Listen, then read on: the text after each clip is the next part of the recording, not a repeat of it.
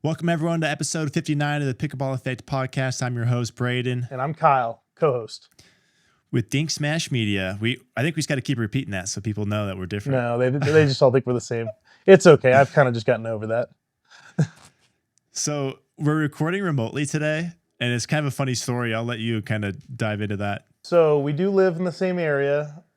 We're both dads. I was on the way to Braydon's house to record, and my daughter decided she would throw up all over herself, all over her car seat, and her brother started screaming. He was like, "She's puking. I'm scared." So we had to turn around. This is happened to us a bunch. I feel you, man. Yeah, you call me. You're like, bro, we're gonna have to do this remote. Like kids are off school. It just throws things off. Yeah. And whatnot. My family's actually in Washington already, so they left on Friday. I'm still home recording this, and then I'm flying there Tuesday for Thanksgiving. You staying in town? What are you doing? I am staying in town. I actually work Thursday and Friday. Oh, I hope you're getting paid like double time. Nope, normal pay. But the Friday I'm playing in, there's like a Black Friday type event at Flying Pickle that I'm going to play in. So. Oh, okay. What's that about? I think it might be a moneyball. I have to double check. I just say yes to everything. So. Who are you playing with? Duster. Love Duster. All right, dude, we'll go through our weekly update. Well, first off, Kyle, I'm glad we made it work. Thanks for finding a way with me here. Yeah, it'll be different scenery. It actually looks pretty cool, I think. Yeah, we're both got a little different setups. I think it'll look nice. You'll make it look nice. You always do. All right, we'll go through just our weekly update, some of the stuff we had going on this week, and then we're gonna do a 3.0 to 5.0 segment. So I did another like virtual lesson thing this time with John Cincola. It was very different than the one I did with DJ Young, and so got some good tips. I'll just kind of pull out there, and then I'll be publishing that video in the next couple of weeks. Some really fun topics in Kyle's Corner, talking about some. It's come out that some brands, like a list of brands who have said we want to get the UPA-A Provisional certification, and it's a lot more than I expected. Yeah. And so we'll go through that. A couple other good topics there. And then we'll finish with Paddle Babble and Gear. We're going to talk Ripple. The talk of the Ripple lately is it too hot? So that they kind of reformulated a little bit, made a couple adjustments to improve the durability, flatten out the surface. It is a little bit hotter than the original. There's been comments online of people saying this is too hot. And I don't think it is. I don't think it's too hot. I'll explain why I see it that way. We'll talk that.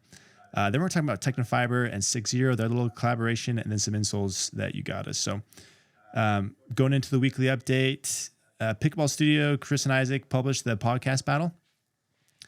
I didn't get to watch it live. I think I saw that you were on there live. I popped in there for a second. Yeah. You were commenting like you do.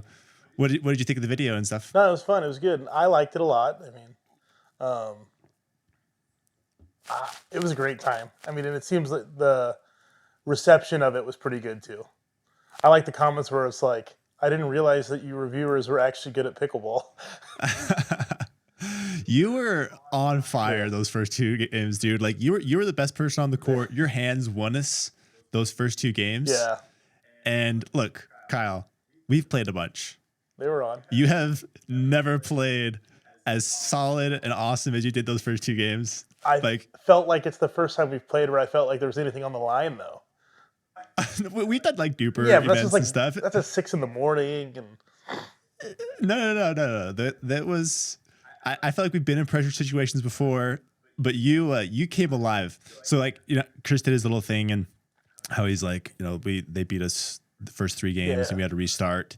I don't know where it came from, but you came out like jumping. You're like high energy going into that first game of the new set. You were pumped. And even compared to those like first 3 games we played, you were just like lights out. And I just played good enough to let you do your thing. And that was fun, dude. A lot of really good highlights from you with your hands. You were tough. And then in the third game, like, do you ever just watch yourself play and you're like, just questioning all the time every decision you ever made in your life? So like that's how I felt watching that third game. Like I was horrible. You were still feeling good. I just didn't have enough to pull out that third while you were like just still on still on fire. And then that fourth and fifth, I felt like I played better. I feel like you cooled off a little bit, and they were really fun games, really good points. And then we didn't get to close it out. But couldn't close. we had a chance. Like, how funny would that have been if we won that after getting like swept in that unrecorded match? It was a good time though. They were great games. I mean, Isaac played great. Chris played great. Chris's lobs were insane. Oh no, they were making fun of me for that afterwards. No, it was a good time. I'm glad they came out. Yeah, I really enjoyed that. There was one comment. Okay, I want to get your thoughts on this. I don't know who it was. Somebody posted a comment. They're like, Braydon needs to switch back to a control paddle. And I was like, what? Ouch. Do I? Here I go. I go circling through my head. I'm like, I'm going through like this paddle crisis for this comment. And I don't know. What do you think? Do you think I need to switch to a control paddle? Was I not consistent enough? No, I mean, I think you played fine, and I think you played great. I think you actually play better with power paddles because I played you with control and with power, and I think when you're on, you're definitely way more on with the power paddle. I think so too. With a lot more pressure, and I think when you played with a control paddle, you were, I'm not going to say more predictable, but like you were playing a control game because you had a control paddle. And again, you can still play the way your game's evolved. So I think no matter what paddle you play with now, your game is different than it was when you were a control paddle guy. You know, that'd be an interesting test because I've been maining the ESQ for a bit. I've been favoring power, kind of popular paddles recently, and all at the same time as my games, like I've been evolving my game a little bit, trying to be a little more aggressive, looking for opportunities to speed up and just be more offensive in general. But that happened concurrently with power paddles. I wonder what would happen if I keep the same play style, but back off, maybe go to like an all court and see what happens there. I don't know.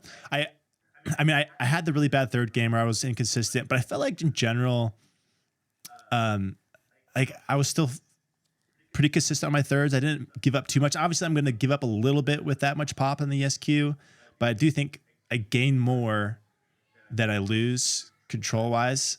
That as I was thinking about it, that's kind of the conclusion I came to. And like Chris posted those like swing vision stats. Yeah. Did you look through those? Yeah, a little bit. So I was looking through those, and my like error number or ratio or whatever was pretty consistent actually through all 5 games. Yeah. And it was like compared to the 4 of us, I was usually one of the lower ones. It's like I didn't like, according to Swing Vision, my like error rate wasn't crazy. Anyways, that comment made me question my life and my paddle decisions. But I think I'm okay. I think I'm okay. Any funny comments you saw? Nah, just the one, like, obviously there's some mean ones that are like calling me fat, whatever, that's fine.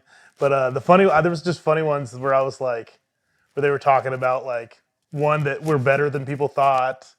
And just that like, there were some mean ones about Isaac being grumpy. Yeah, but his knee was hurting. He did have a grumpy face. I know, but his knee was hurting. I feel for him. So yeah, I feel bad for him too. I do think it's a lot easier to like criticize when you're on the other side of the screen. Oh, totally. Because yeah, you got to remember we played a lot of pickleball that day. Oh, so much pickleball.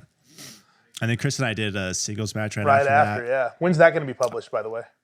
Aaron's working on that one. That'll be late this month. Okay, fun. Probably early December, kind of depending on when he gets that. But that's another fun one. That's a little grudge match between Chris and I and our single stuff. Anyways, yeah, that was fun. Well, I wonder. It'll be. I mean, he's been posting a ton of those videos, and it'll be fun to see how they do against other podcasters as they fly out and do more of those. Yeah, we definitely need to run that back. And I do think with like that, and then like what you guys did at Worlds, I think it's apparent that people do like to see the personalities in pickleball kind of battle it out, like not the pros, just like the everyday Joe personalities. Yeah, I think there's an appetite for that.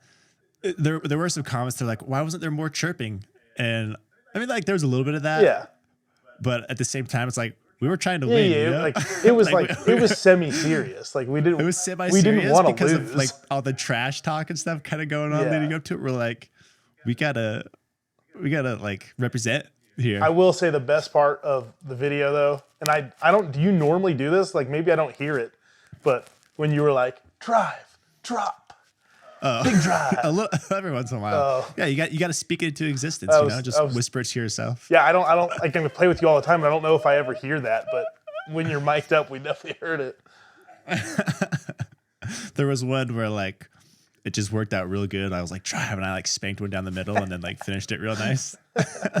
You're like, shake and bake. Yeah, that was fun. But yeah, thanks to Chris and Isaac for coming out again. Ton of fun. Both good dudes. I don't think people give Chris enough credit. Like, he's a good player. Yeah. People like to joke that he's like 3-5 at best, whatever, but he could play. Yeah, he plays good. And I mean, their video content's like top notch. The production, like, I mean, you even saw like Doug from Bread and Butter was like, this is better than the PPA. Yeah, there's some good angles. It was really fun. Yeah, take note. Okay. Connor, watch our video. Take note. Yeah, the angle where like it was zoomed in, it was like just the kitchen and then the back court on one side. Yeah. That was my favorite angle. I like that one. I did like when it would switch. I did like the kitchen cam where it would switch and do the kitchen cam. And yeah, and then the kitchen cam had like two angles. It had like a higher and a lower, which is kind of fun.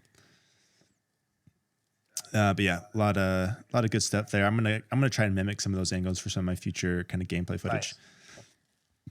All right, last thing here, moneyball. I played in a moneyball tournament a couple days ago. I played with the Carbon True Foam 2. Ooh. We're not allowed to like talk about them or show them, but like I've been playing with these. I don't know when it's coming out yet because I know people are gonna ask. I don't know when it's coming out yet, but I've been playing them, getting a feel for it, starting to work on my review. I'm assuming sometime in December, but it'll probably be January with the rate things have been going. But I had the True Foams in hand, but played with the Carbon 2, played with Nick Wade. So Nick moved here a month and a half ago. He has a decent social media presence. He's done some videos in Edu. He came in from Los Angeles, and the dude can just smack the ball. He can handle pace really well, a lot better than I can. And so we kind of complemented each other well there. But we had a really good semifinal and finals win. And I really like the format we did. If anyone wants to do like a Moneyball format, this is a good one to mimic. So how they had so Joe, he's a local dude here that kind of runs these little Moneyball events. He's been doing capping at 8 teams and then do a round robin. So you play 7 games. Top 4 people do a single elimination tournament to determine first, second, third for the money. So this time there was a lot more interest in people playing. So we had 16 teams, which is a ton. So every person puts in $10. So it was a decent, little pool of money for a little Moneyball thing like this. So we had 16 teams, and then he split them up into 4 pools. So you had 4 teams of 4. Top 2 teams from each pool advanced after the round robin, just one game to 11. And then it was just single elimination to 11 from there. But I really like this format. So I've done a bunch of Moneyballs in Utah where they don't limit the number of teams. They can go up to 16, they can go up to 20. And then they just play like about 5 or so round robin games, just random to like seed people. The only it works because you can have a ton of different teams, but it gets challenging because you might play the 5 best teams there in your round robin, and then you have a horrible seeding going into the single elim, and you can kind of get shafted that way. But the way Joe did it, where it was like organized, controlled 4 pools, he actually just lined them up by dupers. So he just 1 through 16 duper, just 1, 2, 3, 4, 1, 2, 3, 4, 1, 2, 3, 4. And so it was, you had a top seed in each pool, then you had the second, third, fourth. And so it was broken out that way, which I thought was really slick, where the best teams make it through. The teams that don't have as high dupers get good games. And anyways, I really liked his setup. And so I think that's a good way to mimic it if you want to do some Moneyball stuff in your area. But yeah, 16 teams, 4 pools, top 3 paid out.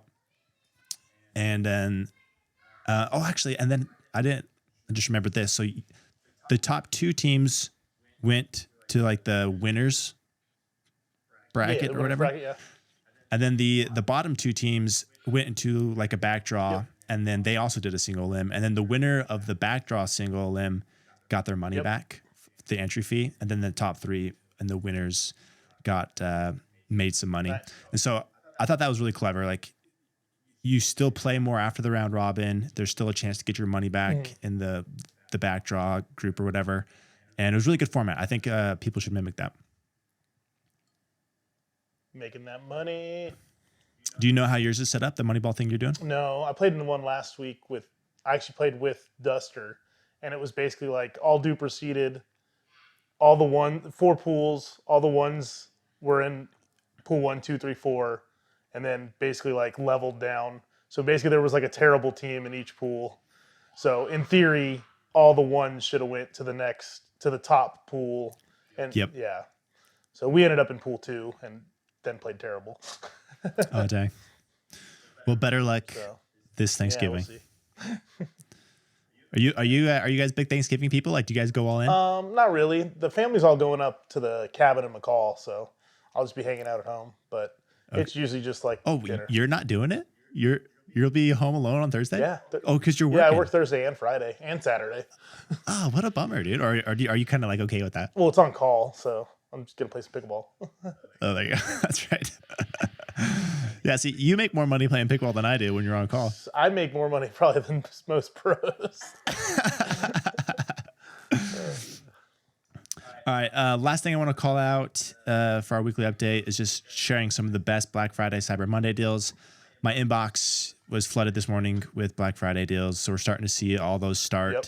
Some of the ones I'm just going to call out that are really good. One is Stack. So we're both wearing our Stack stuff. I wear these in all my videos.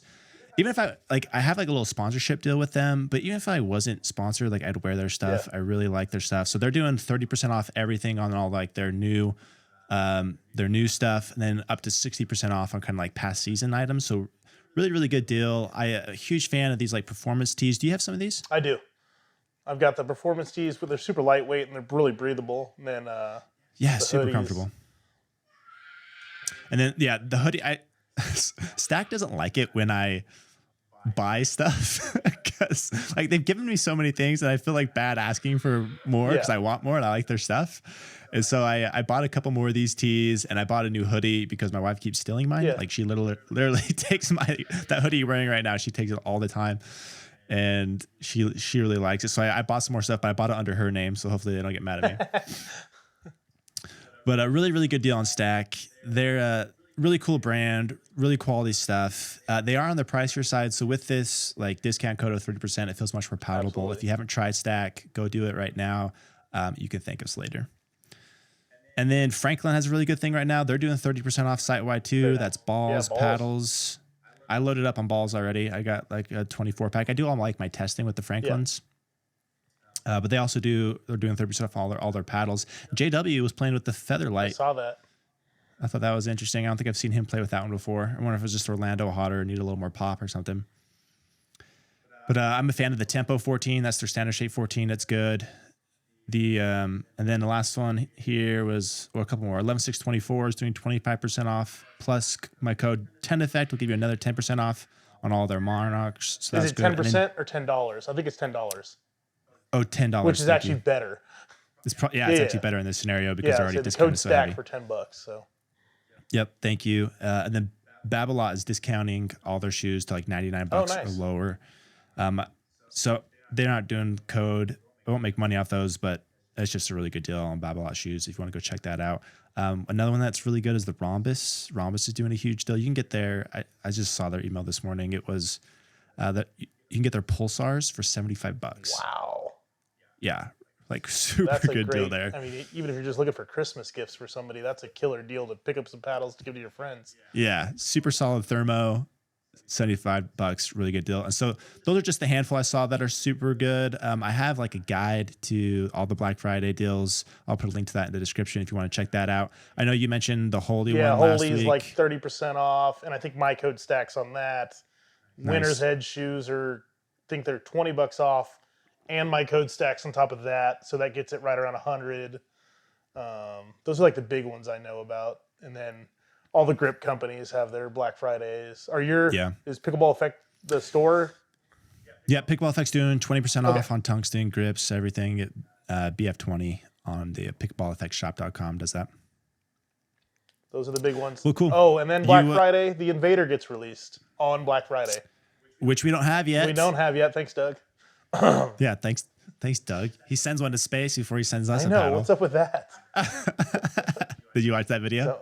Yeah. He sent me did you watch the full The full video. Yeah. He was so dramatic about Oh, it. I messaged him. I was like, dude, this is better than Interstellar. Like,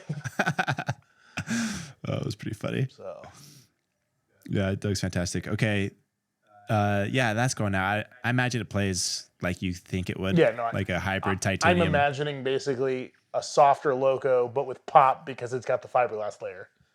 Like, Yeah. that's my. Oh, he's thrown in a fiberglass. Yeah, there's fiberglass in it too. So The Shogun doesn't have that. no.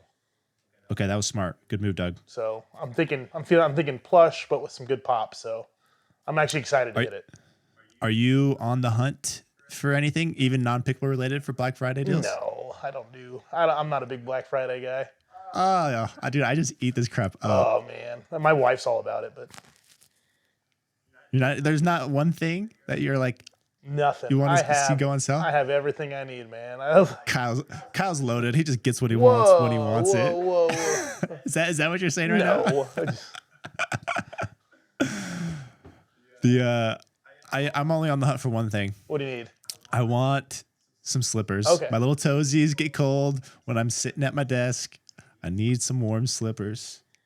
You want like? But I'm gonna get some some fancy ones. Oh, like man, I was gonna say, do you want like some real good ones? You should get some that your kids would think is cool, like maybe some shark slippers or. No. They would freak out if I did that though. All right, let's move to 3-0 to 5-0. This is so a week ago I did a lesson with John Cincola, very similar to DJ Young, where I just kind of showed him a few points. He doesn't see the points before I do it, and he just kind of picks me apart a bit, and it's so good. So John, if you watch any of his videos, he's very technical, right? He's like he like DJ was like, bro, just like be more aggressive, hit harder, do this, but John was like, position yourself this way. Look at he was just so much more technical, and there was a much different aspect and approach to it, and it was such a contrast to DJ. I think there's value in both approaches. Absolutely. But it was really fun to see how he saw my points and just thought of it a little bit differently than the way DJ did. So that'll go out in a couple of weeks. But these are so fun, dude. I love these little lesson videos because I get so much from it, and I think there's a lot of value to everyone that listens to it. There's just I'm not this insanely good player, but I think I'm a little above average, and having someone critique an above average player is really good because you just don't get a lot of that. A lot of the stuff is just kind of how to hit a drop or whatever. Yeah. So a couple of things he gave me. One of the more technical tips he gave me that was really good was just on handling drives. I showed this point where I kind of fluffed a drive, like a block on a drive, and I was just like, I don't do this every time, but I do it occasionally. I'm like, what's going on here? And he's like, your elbow's too high. He's like, just bring your elbow down. That'll bring the tip up. And it's just so much easier to knock the ball down rather than kind of undercutting it like I do sometimes. And so I've been doing that since then. It was just it was that simple. That was all I had to do. It was just bam. And so that's been really good. Just a small little technique change. And then one of the other tips he gave me, still more be aggressive in certain scenario tips. I may never hear the end of those. But one of them was you got to go a little bigger on returns, stop slicing. And I showed him a video from some points from a tournament. And when I'm in a tournament and I know I want to get the return deep, I think I default to a slice because I know I'm more consistent, I'm more comfortable, and I can get that deep. Whereas with kind of a drive, sometimes it's deep, sometimes it's short. I'm just not very consistent with that. But he's like, you got to figure it out. Go get some reps in, start driving the ball, start using the return as a weapon, be more aggressive with that. So that was a really good takeaway. That's something I'm trying to work on. When I was doing the moneyball thing with Mr. Nick Wade, he gave me a tip on the returns. He's like, just shorten it up. He's like, just tighten that swing a little bit on the drives to be a little more consistent and kind of find your stroke there. And so something I'm working on, don't have that figured out. Need to go get some reps. Maybe I just get a ball machine and just smack a bunch of returns. But those were kind of the two of the bigger takeaways I had from that. But a bunch of little nuggets in that video upcoming. How's your game, dude? Do you ever take lessons or anything? I mean, I haven't taken lessons in a while. I need to. My weaknesses are very glaring. I know, my return is weak. My dinking, especially forehand dinking, I think needs work. So, I mean, I just need to drill, honestly, is drill. Yeah. I think some online lessons would benefit me though. So I probably should. I feel like John Cincola would be more of I like the more analytical type lessons. Like our Yeah. local guy Kirk, like I like his lessons. They're very analytical. Like Yeah, you've done a bunch of stuff with him, yeah, haven't you? and his is all very like situational, strategy, positional, that kind of stuff. Yeah. So I enjoy those. But You know, here's my thought for you, Kyle. Take it or leave it, okay? So when we played, you have elite hands, you have the game. There's just like random moments you dump stuff into the I know. net. And like what is that? I don't know. Like why don't and- but like you could do that stuff. yeah, It's just not as consistent. Like I feel like it's less technical for you, and it's just somehow finding consistency. And I don't know what that is, but like this lesson I did, sometimes like you know what you're doing wrong, you just don't know how to fix it, and drilling it doesn't always fix it. And so like Cincola just saying put your elbow down, and then Nick Wade's like shorten up your swing. Like those are actual stuff I can go like correct my issues, because it's one thing to know the problem, another one to like to diagnose it, try to figure it out, which is the hard part, which is I think where coaches come into play. But I'm like Kyle, you are like on the cusp of like 5-0 plus. Dude. it's funny because I've always felt like my hands were like that good, and then I've always just struggled, and that's like my opinion is consistency is what makes you a 5-0 player. Yeah. Like a real 5-0 player, not necessarily duper, but like what do you think that is? Like why are people inconsistent when they can hit the shot and like they know that's in their bag? well, I think some of it's mental. I think some of it's kind of overthinking the shot instead of just, letting it, like that Just book playing. you were reading where it's like overthinking it versus just like muscle memory. Yeah. Again, I just think it's reps. I think more Maybe. reps, more consistency. And, we're both fathers and husbands, so it's not like we're not on the pro tour, so drilling in isn't as much. Sometimes I don't get enough time to get drills in. Like, I get a day to play. Yeah, no, I feel you. But no, dude, you're close. I feel like that's just the one thing. Like once you unlock that, you're tough. You're tough to beat, because when you're on, like you were those first 2 games against like Chris and Isaac, like you were a wall. You were winning a lot of points. It was fun. Okay, let's go to Kyle's corner. You take it over. All right. Well, let's first. I don't know if you watched yesterday, but I did. now that I know that Augie watches our show, just gotta Dallas Flash Mob. Flash. So yeah, they took the premier title, which was sweet.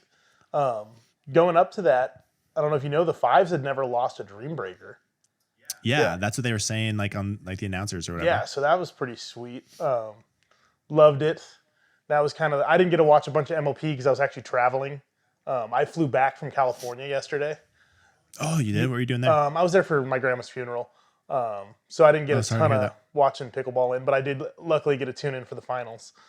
Yeah, dude, that was really fun. Augie, dude, he was. I don't know if they announced like an MVP, but he deserved it if they did. Augie's the man. So Dude, he watches our show, so he's even cooler. He took over in like critical moments, and like everyone was like freaking out. And he's like, keep it cool, calm down. It's like, relax, I got this. He's very chill. What did you think of the format? So they did the finals on Sunday, and it went to 3 matches. Yeah. And like they started at 10 a.m. and they finished. I don't know. It was probably close to 10 p.m. It was late because they were in Orlando.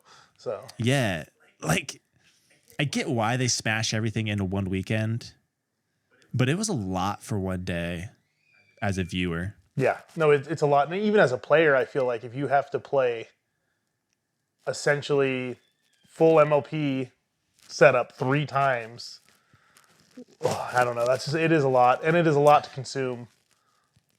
Yeah, it's tough, and like you could separate those into individual days, and like you sell more tickets. I get like the production has to be done every day, and it probably costs more that way.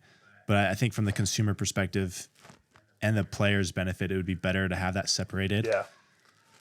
Because I mean, I can only imagine like getting into that flow state, like getting locked in 3 times. Like that's got to be mentally exhausting mentally. Because like when I go to tournaments, I'm just mentally wiped 100%. by the end of the day, and I'm not playing 3 matches. Like I played like 4 games. No, and we're playing for like a plastic medal. These guys are playing for like their livelihood, essentially.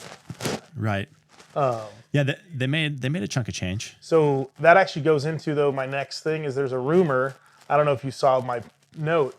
So Anna Bright posted basically like, what a finals. That was amazing. You know, long live MLP forever. And then Connor comments and he just says, ha ha. Dude, Connor loves doing that. And it's like, well, no, there was people on the Discord saying that MLP's dead after this year and that he's like trolling people. But now I'm like, so for those listening, Connor owns PPA, yes, right? PPA, MLP. He's like he's the big dog. head dog. So that's who Connor is. He's the big dog. So I'd be sad to see MLP go. Like, I do think there needs to be like a restructuring of the format, but I enjoy it. I know some people hate it, but like, I actually like it.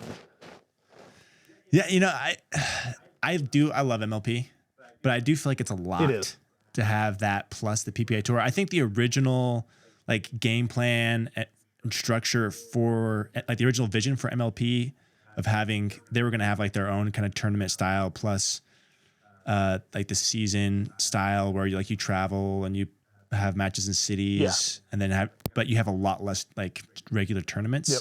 I think that could have worked, but in the current state of like having all these PPA events plus MLP, like it's kind of tough. It is 100%. Yeah, because I think the original vision was location-based teams, just like every other sport. Yeah, which is cool, but and that could only work if they went all in MLP. Yeah, exactly. So and just dish. I don't think we'll ever see that, and I do actually have a feeling that MLP might go to the wayside. Oh, we got a visitor behind you.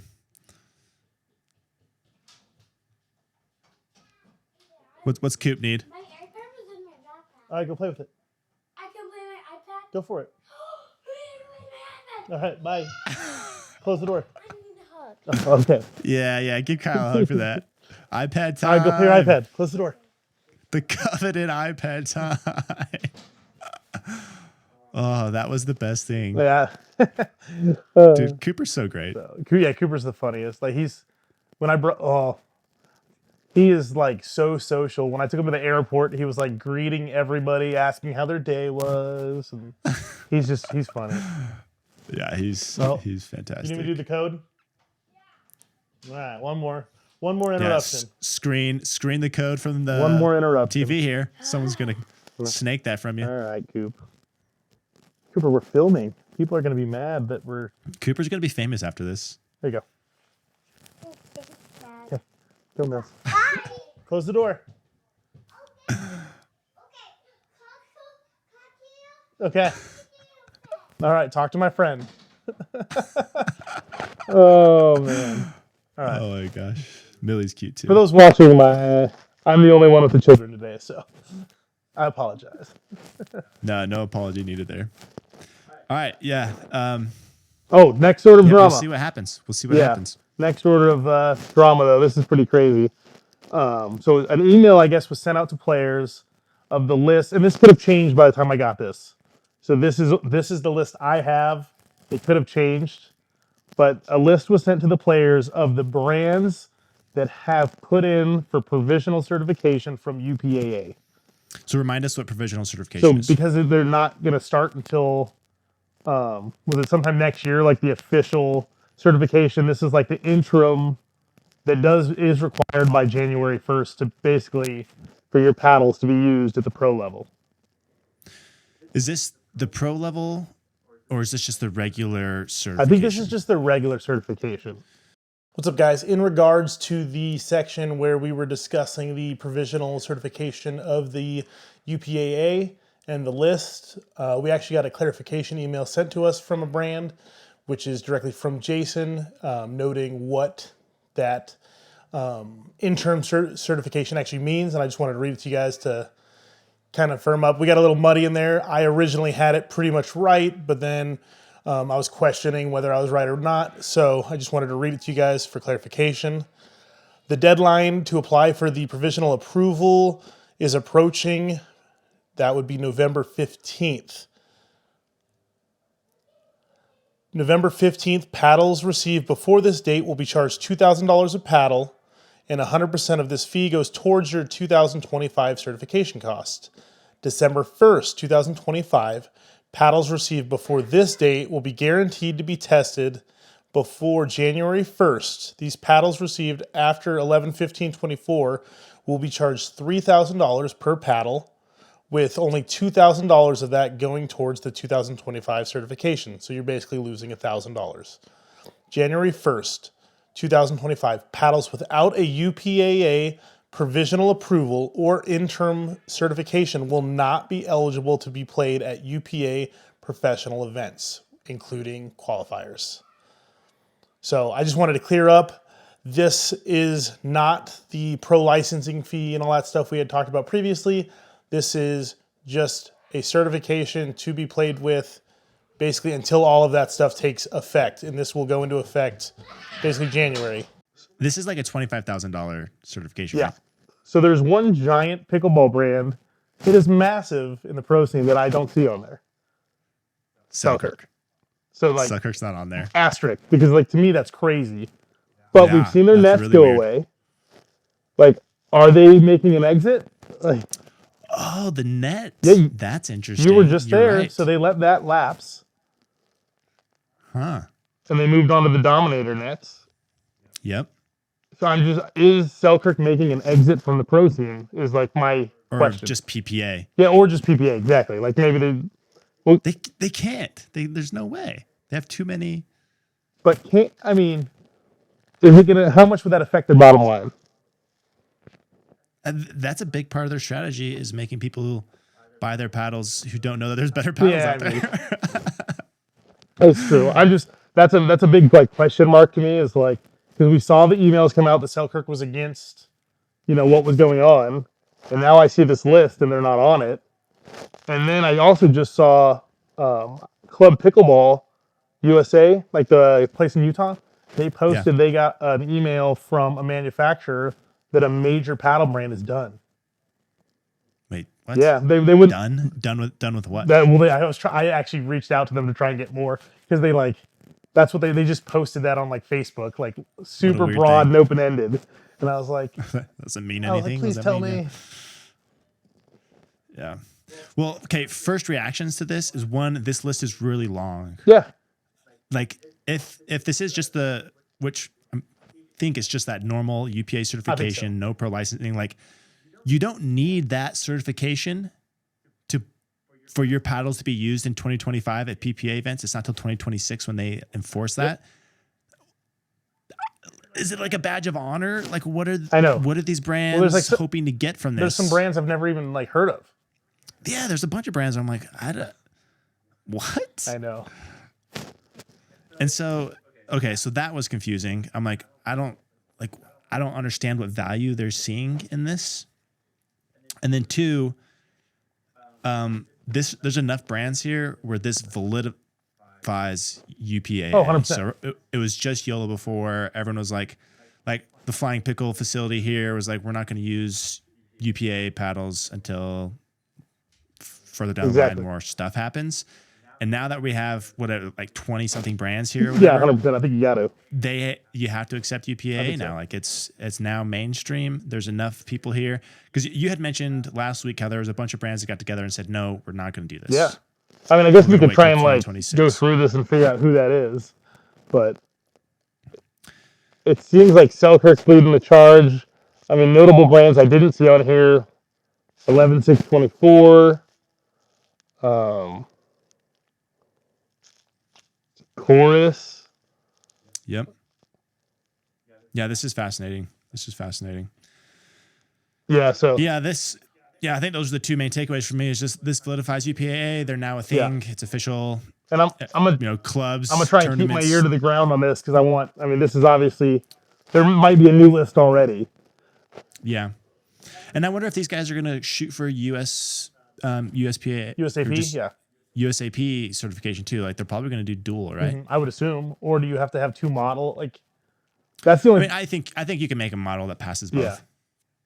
I don't think I used to think you might have to make like two models, but now I'm like, no, that's just too much money. Just make one that passes both, which I think is very doable. Well, and then unless UPAA, because we still haven't seen like their book, like their rule book.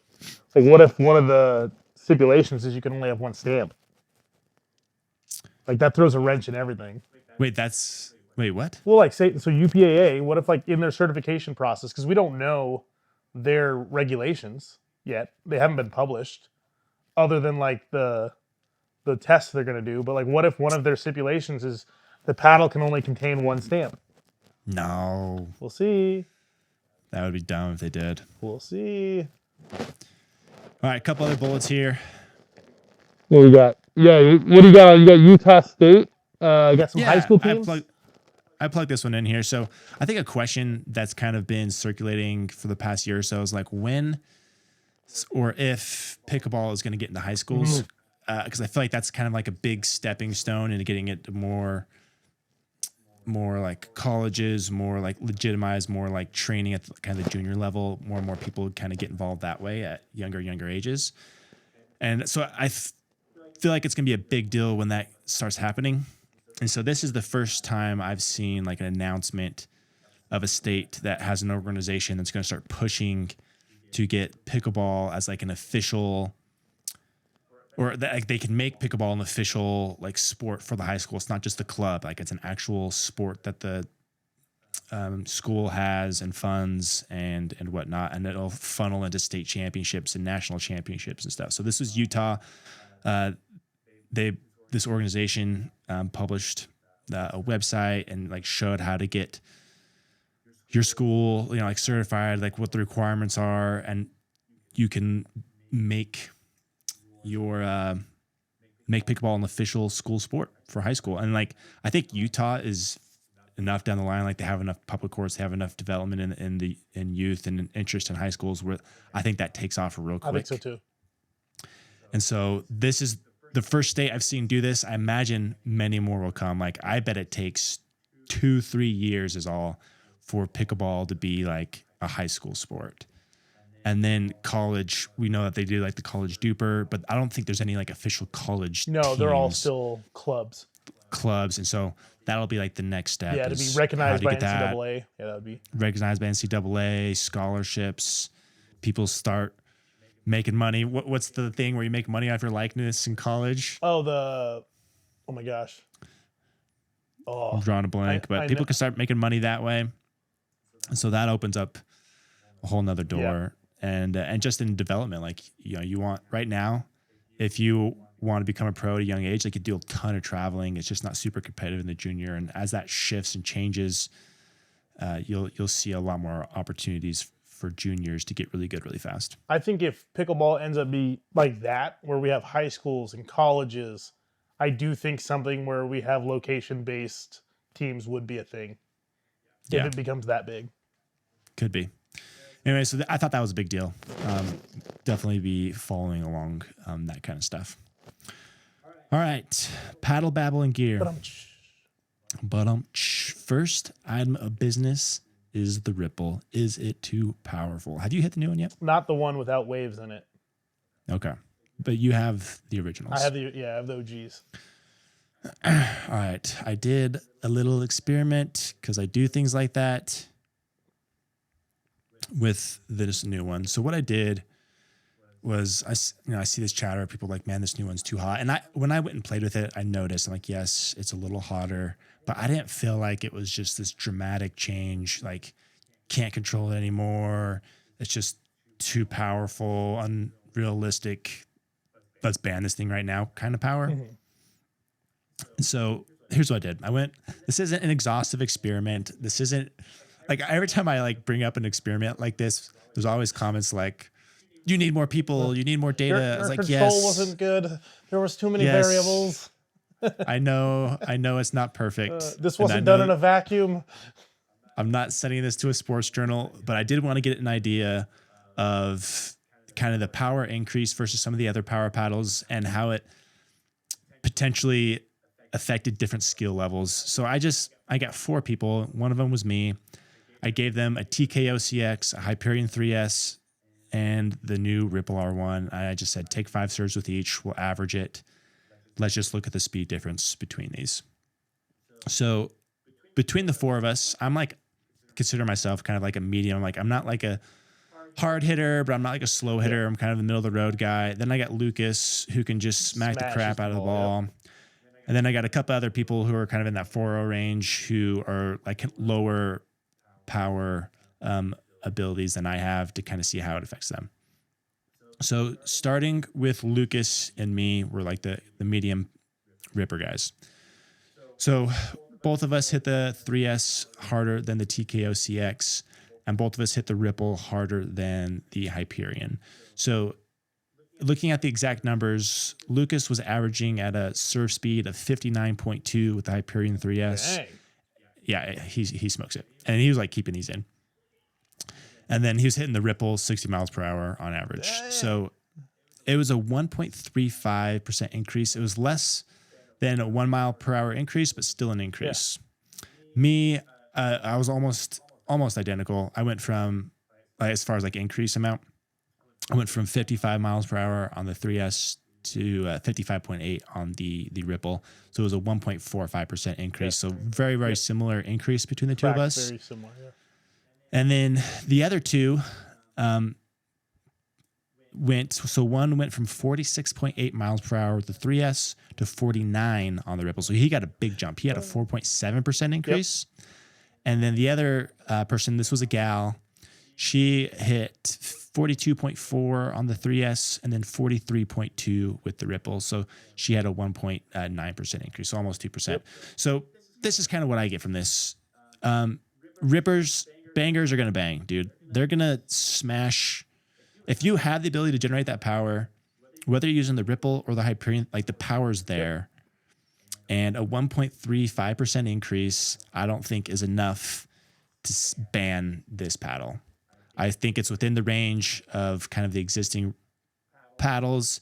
And there seems to be, just based between like Lucas and me, there seems to be a less increase of power for people who can already generate power. But for those who can't generate as much power on their own, benefited more. So they had higher increases, particularly Ray, who got nearly a 5% increase. And so those who need help generating power, can't do it their own, get more from the Ripple than these other ones. But their like top speed was 49 and 43. These aren't like killer speeds. Yeah. And so it's kind of this interesting thing where, yes, there's an increase in power for that group, maybe more so than the higher powered people, but in considering all things, it's still not like crazy high for that group. But maybe that group, maybe that's where the power benefits the most, is because those guys maybe don't, the people that are playing maybe don't see that speed as much, and so they're getting more and have to deal with it from the Ripple. But anyways, that's kind of my thoughts, is like, if you're gonna rip, if you're a banger, you're gonna smash anything. I don't think the Ripple is gonna make you more effective than like a 3S. Yes, you're getting a little more, but I don't know if it's like enough of a difference to really change the outcome of points. Like a big power paddle is a big power paddle. And then, but maybe in that kind of middle zone, it has more of an effect on gameplay and outcomes with those guys who are getting a little boost from the other stuff, because the Ripple just does that work for you. Anyways, that was my thoughts. I don't think the Ripple is like dangerously fast. Yes, it's very hot. Yes, it's one of the hotter paddles. And do I wish paddles in general were like less powerful? Like, yeah, like I think these are crazy high, but like within like the realm of the power paddles that exist, I think it's fine. Yeah. I don't know. What are your impressions on kind of this argument? That tracks with, I don't know if you watched Zane talk about power paddles, but what'd he say? He was basically saying that like you're seeing it affect lower level players way more than kind of like what you said. Like if you're already generating power, you're going to hit anything hard, but we're seeing 3540s get a way bigger increase. So they're just like they're slaughtering the podium because maybe in that scenario, like I don't compete, I don't live in that world, and so maybe I'm a little detached from that. Maybe the Ripple's too much for that group. Maybe in that scenario it is. Yeah, like maybe I'm wrong there. No, so I mean that would be curious to see like if it's affecting them, because I agree. All these power paddles, yes, they're hot. Like I still haven't had a ball hit at me where I'm like, oh my gosh, it's scary. And we play against guys that rip the ball. Like, Yeah. I mean, over the last year, I have had to make adjustments to deal with the power. Yeah. And I've gotten way better at it, but I'm still like but we adjust. improving I mean, and working at it. But we made adjustments, and yeah, it changes the game a little bit. And like I said earlier, like in general, I do wish powers were toned down a little bit, but I don't think the Ripple's like a standout change the game kind of thing. No, like there's paddles out there that are already in that realm. Yeah, and I honestly even like I have a pretty heavy serve and I can drive pretty hard and I drive hard with that, but for me, like I still think that there's like give and takes. I honestly don't really love the control off all these power paddles. Right, and that's the thing with like that 3-5-4-0 level is that those people who are hitting it harder, their opponents need to let more balls go. 100%. There's because yes, they're hitting it harder, but they can't manage the power as well. And there's so many out balls that get hit. Like I hit a lot of out balls, but they hit more than I do. 100%. They should just if somebody winds up with a 3S and you're playing 3-5 open play, just drop, just hit the deck. Yeah, just let it go by and they'll stop. But that's a hard thing to do. Anyways, that's my take. That's my thoughts. Sounds like we're kind of in the same boat there. Yeah, we agree. Okay, next item for this is Technifibre and Six Zero. Yeah. Did you get yours yet? No. Okay. Did you get yours? No. I think they're sending both of ours to your house. Oh, okay. So when they get to your house, I'll have to come snag them from you. So Technifibre, if you are involved in tennis at all, you'll recognize this name. These guys, like I follow tennis a little bit. I'm not like crazy into it, but from my perspective, Technifibre is kind of like this. I see it as like a more premium, a little more niche kind of tennis brand. You got Medvedev that plays with them. You got some other pros, but they're not as like proliferating as like say, Head or like Babolat or whatever. So they're a little, maybe a little smaller, but a little more like premium, I think, in the tennis space. And they're coming to Pickleball now. I think they're the last major kind of tennis brand to make the brand. Like Wilson's done it, Head, Babolat. But they took a way different approach though. Yeah, Prince did it. I don't know if Prince still makes paddles. They did at one point. But yeah, so they're coming in and they're taking this way different approach, which I think is really clever from them. So they partnered with 6-0. They have 6-0 logo on their paddles saying like, we designed this with them. And it's like this dual logo of Technifibre 6-0, but it's sold and made by Technifibre. So they're not 6-0 copycats. They're little variations, but they're kind of in that same ballpark. And they're launching with 3 shapes, 3 paddles as like that kind of dual collaboration thing. What do you think of that? I talked to Clay and I thought it was a good idea. I think it's better than coming to the market and just, throwing darts at the wall. Like 6-0's already got proven paddles. So I think it's better to partner up and come up with your own. And they are bringing their own. I don't know how much we're allowed to talk about, but yeah, I mean they made an announcement this morning. I think you can just talk about okay. But I was just saying they're bringing their own take on a handle. I mean they're bringing some. We'll see how that goes with some new dampening effects. Mm-hmm. I'm excited to try them. They launch, I think December 2nd. Okay. Like it's really soon. Yeah. So. No, I'm interested too. I thought it was genius. Yeah. Like one, you're bringing like clout to your name like immediately, right? Because 6-0 has a good reputation. They're known for being, really solid paddles and whatnot. And so plus they designed them, I think, in conjunction with 6-0, which helped. It's gonna help you come to market with a better paddle. Like it's not like I don't think 6-0 just made this paddle and said, "Hey, sell this." Like they worked together a little bit, kind of brought some of their own ideas to it, but. They did that with 6-0, who knows what they're doing. They know how to make paddles. Exactly. They've already got all the manufacturing in place. They know the QA is going to be better. They didn't come out with any weird shapes because they like. Yeah. No offense to Babolat, but they didn't. Yeah, no like weird stuff. Like it's all relevant, modern tech, and I thought it was really smart. Yeah. I don't know what the pricing is for these, but. I'm interested in trying those out. We'll talk about those in the future. Pretty 200 plus. Probably.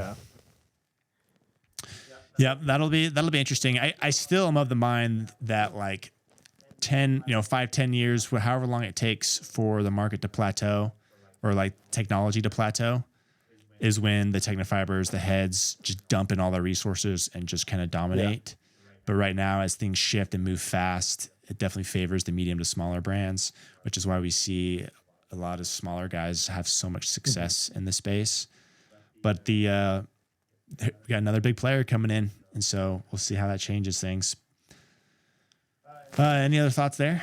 No, I'm excited. I'm just excited to try. I've been talking to him for a while, and I mean, yeah, I think they already shipped out. I think so. We'll be hitting those soon. Cool. Last thing here are the VCTRY Insoles. Have you tried these yet? I've only tried them in my workout shoes, and then I need to try them. They don't fit in my. They only fit in my ciphers. They don't. Oh, okay. They don't fit in some of my other ones because they got a little bit of bulk to them. Yeah, a little bit, but they're not like crazy. No, not bulky. crazy. So when we ordered these, you're the one that kind of instigated this. Like you asked me a bunch of questions about like to get this customized to my foot, to get the right shape, width, length, whatever. And so they're pretty sharp on getting you a size that's kind of at least it's like based on close. your foot and your weight. And, it's pretty cool. Yeah, it's not just like one size fits all. So, do you want to give kind of the idea of these? So they're basically supposed to, because if you look at like a normal insole that comes in a shoe, they're just like flimsy. Typically, they're just like a flimsy piece of just a foam fabric. insert. Yeah, they're like not substantial whatsoever. So these are made of carbon fiber. They have way more support, and then the response. It's like if you bend them in half, they like shoot back to like original shape real quick.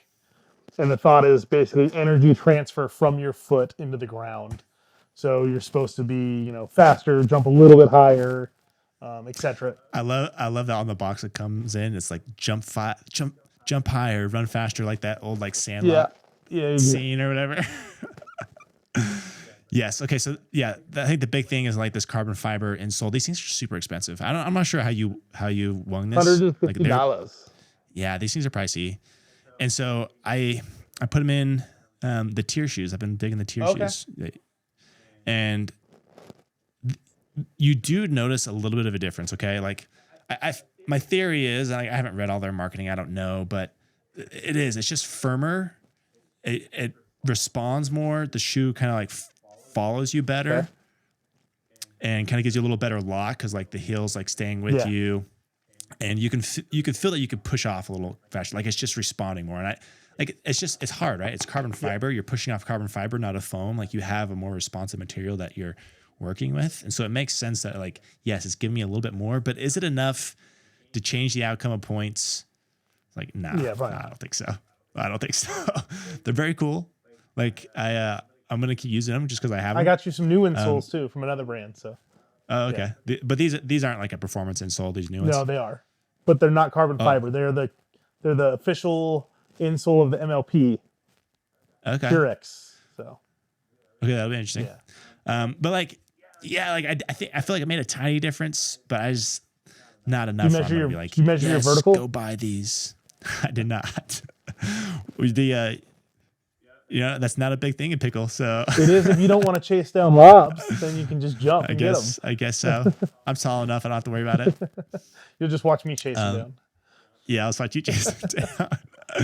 But these were cool. I did. They're still pretty comfortable. Yeah. I don't feel like they were that much heavier. I did get a little irritation on like my big toe on my left side, but I think it was just these are just so new. It's just very different. I think if I keep wearing them, it'll be fine. But like, if you're someone who just is looking for like every itty bitty thing, maybe you get 100 different things that are making a 1% difference. Maybe that makes a difference overall. But like, by itself, I'm not sure it makes as much sense for pickleball as it does maybe for like basketball or something where there's more jumping, there's more sprinting, there's more just more explosiveness, in general. More explosive movements. Pickleball doesn't have a lot of that explosive stuff where I think this makes more sense. Yeah, like little cuts, but it's just not quite the same. Maybe in singles, it could play a bigger factor. But in doubles, but like the product's cool. I did think it worked. I didn't think it was a huge difference, but it was really fun trying them out because I've never done anything like that before. That was it for paddle babble and gear. Did you have anything else there? I don't think so. Just waiting on a few paddles to come. Did you notice any difference with these on like your weightlifting? So, Like I don't know, yeah, like when you're doing no. like explosive, It just, like I would say it feels movements? extremely stable, and I do like box jumps and stuff. Like I do feel like everything was just almost like more connected. I do feel like yeah, you're that's getting a a good word little for it. more energy transfer. Yeah, and like you do notice it, but it's I don't know. I don't think it's enough. Yeah, no, I mean That's just me. it's $150 is a lot of money for an insole. So my question is like the durability. Like, can you take it from shoe to shoe to shoe to shoe? Because then, I mean, it's an investment. Like if that lasts through 4 life cycles of a shoe, then that price is more, palatable. Yeah, maybe. But if that breaks down as fast as your one pair of shoes, I don't want to drop $100 on shoes and $150 on insoles every 4 months. True. Speaking of insoles too, though, I know we're about to finish, but the Winner's Edge shoes. Yeah. I was doing a little research on insoles because of these victories, and I guess the best insole you can get, the best company you can work with to make an insole is called Ortholite. Okay. And Winner's Edge uses Ortholite. Not every shoe uses that. Yeah. And according to Zach, the foot doctor, brands that use Ortholite is like put more effort into like their design because you have to work with them to get the right foam, the right shit like for your shoe. And so they put in a little more work there to get the insole in a good place. And I played with them finally. I think I need to get a half size smaller because they do run Oh, dang. Okay. they were just a little too big for me. And I had to really cinch it to get that tight. But I think if I got a half size down, it would feel better. But they do feel super comfortable. It does like form to your foot. Like the insole's really nice. Like the shoes is kind of built and works together well. And similar comments to all the things you made were like super comfortable. Not, it's a little off the ground, but it's not too high. I feel like how'd you feel about the stability weight? and Because movement they was are there. a little heavier. They are a little heavier. I didn't think it was a big Okay. deal. So I didn't notice it, but like when I weighed them, like I weighed my Mizuno, I can't remember which one, Wave Exceed, which is like the super light one.